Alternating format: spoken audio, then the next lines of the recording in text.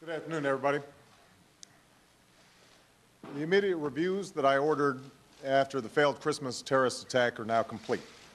I was just briefed on the findings and recommendations for reform, and I believe it's important that the American people understand the new steps that we're taking to prevent attacks and keep our country safe. This afternoon, my counterterrorism and homeland security advisor, John Brennan, will discuss his review into our terrorist watch list system, how our government failed to connect the dots in a way that would have prevented a known terrorist from boarding a plane for America, and the steps we're going to take to prevent that from happening again. Secretary of Homeland Security Janet Napolitano will discuss her review of aviation screening, technology, and procedures, how that terrorist boarded a plane with explosives that could have killed nearly 300 innocent people, and how we'll strengthen aviation security going forward. So today I want to just briefly summarize their conclusions and the steps that I've ordered to address them. In our ever-changing world, America's first line of defense is timely, accurate intelligence that is shared, integrated, analyzed, and acted upon quickly and effectively. That's what the intelligence reforms after the 9/11 attacks largely achieved. That's what our intelligence community does every day. But unfortunately, that's not what happened in the lead-up to Christmas Day. It's now clear that shortcomings occurred in three broad and compounding ways. First, although our intelligence community had learned a great deal about the al-Qaeda affiliate in Yemen, called al-Qaeda in the Arabian Peninsula, that we knew that they sought to strike the United States and that they were recruiting operatives to do so, the intelligence community did not aggressively follow up on and prioritize particular streams of intelligence related to a possible attack against the homeland.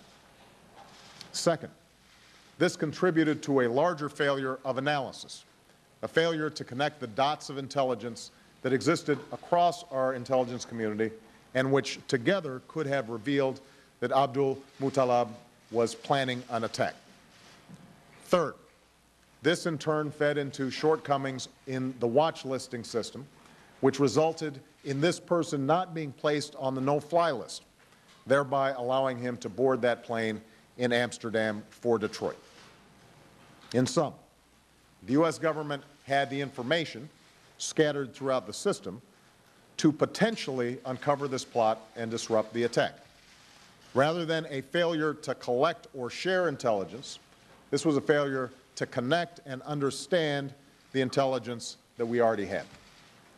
Now, that's why we took swift action in the immediate days following Christmas, including reviewing and updating the terrorist watch list system and adding more individuals to the no-fly list, and directing our embassies and consulates to include current visa information in their warnings of individuals with terrorist or suspected terrorist ties. Today, I'm directing a series of additional corrective steps across multiple agencies. Broadly speaking, they fall into four areas. First, I'm directing that our intelligence community immediately begin assigning specific responsibility for investigating all leads on high-priority threats so that these leads are pursued and acted upon aggressively, not just most of the time, but all of the time. We must follow the leads that we get, and we must pursue them until plots are disrupted, and that means assigning clear lines of responsibility. Second, I'm directing that intelligence reports, especially those involving potential threats to the United States, be distributed more rapidly and more widely.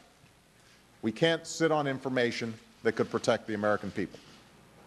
Third, I'm directing that we strengthen the analytical process, how our analysts process and integrate the intelligence that they receive. My Director of National Intelligence, Denny Blair, will take the lead in improving our day-to-day efforts. My Intelligence Advisory Board will examine the longer-term challenge of sifting through vast universes of intelligence and data in our information age. And finally, I'm ordering an immediate effort to strengthen the criteria used to add individuals to our terrorist watch lists, especially the no-fly list. We must do better in keeping dangerous people off airplanes while still facilitating air travel. So taken together, these reforms will improve the intelligence community's ability to collect, share, integrate, analyze, and act on intelligence swiftly and effectively. In short, they will help our intelligence community do its job even better and protect American lives. But even the best intelligence can't identify in advance every individual who would do us harm. So we need the security at our airports, ports, and borders, and through our partnerships with other nations, to prevent terrorists from entering America. At the Amsterdam airport, Abdul Muttalab was subjected to the same screening as other passengers. He was required to show his documents, including a valid U.S. visa. His carry-on bag was X-rayed. He passed through a metal detector. But a metal detector can't detect the kind of explosives that were sewn into his clothes. As Secretary Napolitano will explain, the screening technologies that might have detected these explosives are in use at the Amsterdam airport, but not at the specific checkpoints that he passed through. Indeed, most airports in the world and in the United States do not yet have these technologies. Now, there's no silver bullet to securing the thousands of flights into America each day, domestic and international. It will require significant investments in many areas. And that's why, even before the Christmas attack, we increased investments in Homeland Security and aviation security.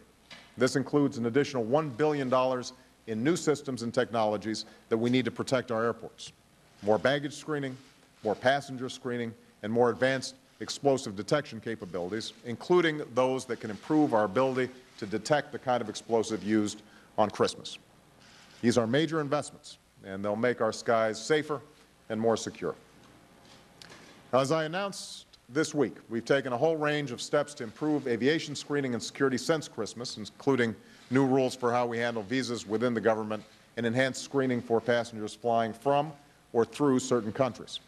And today I'm directing that the Department of Homeland Security take additional steps, including strengthening our international partnerships to improve aviation screening and security around the world, greater use of the advanced explosive detection technologies that we already have, including imaging technology, and working aggressively in cooperation with the Department of Energy and our national labs to develop and deploy the next generation of screening technologies. Now, there is, of course, no foolproof solution. As we develop new screening technologies and procedures, our adversaries will seek new ways to evade them, as was shown by the Christmas attack. In the never-ending race to protect our country, we have to stay one step ahead of a nimble adversary. That's what these steps are designed to do. And we will continue to work with Congress to ensure that our intelligence, homeland security, and law enforcement communities have the resources they need to keep the American people safe. I ordered these two immediate reviews so that we could take immediate action to secure our country. But in the weeks and months ahead, we will continue a sustained and intensive effort of analysis and assessment so that we leave no stone unturned in seeking better ways to protect the American people. I have repeatedly made it clear, in public with the American people and in private with my national security team, that I will hold my staff, our agencies, and the people in them accountable when they fail to perform their responsibilities at the highest levels. Now, at this stage in the review process, it appears that this incident was not the fault of a single individual or organization, but rather a systemic failure across organizations and agencies. That's why, in addition to the corrective efforts that I've ordered, I've directed agency heads to establish internal accountability reviews and directed my national security staff to monitor their efforts. We will measure progress, and John Brennan will report back to me within 30 days and on a regular basis after that. All of these agencies and their leaders are responsible for implementing these reforms, and all will be held accountable if they don't.